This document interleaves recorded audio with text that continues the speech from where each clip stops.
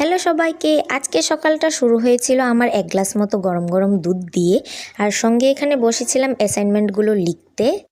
লেখালেখি শেষ করে নিয়ে আমার আবার 3:30টার সময় স্যারের বাড়ি আছে, তার জন্য লেখা শেষ করে আমি এখানে বসে পড়েছিলাম রেডি হতে।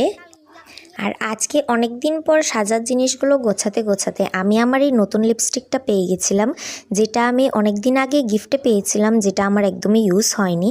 আর এই নতুন লিপস্টিকটা দেখে আমি লোভ সামলাতে না পেরে মাস্টার বাড়িতে যাওয়ার সময় আমি এইটাকে একটু ইউজ করে নিয়েছিলাম। তারপর বেরিয়ে পড়েছিলাম আমার টাইমে। আসার সময় পেয়ে গেছিলাম কটন ক্যান্ডি, আর কটন ক্যান্ডি দেখে আমি খাবো না এরকম তো হতেই পারে না। তারপর পড়া শেষ করে চলে আসি বাড়িতে এসে দেখি মা করেছে লাউ দিয়ে মাছ মাথার তরকারি, করেছিল লাউয়ের খোসা ভাজা, আর সঙ্গে নিয়েছিল পাবদা মাছ, যেটাকে রান্না করবে। আমি যেহেতু মাছ খাইনি, তার জন্য আমি শুধু ভাজা দিয়ে খেয়েছিলাম। দেখা হচ্ছে নেক্সট মিনি ব্লগে, ততক্ষণের জন্য বাই বাই।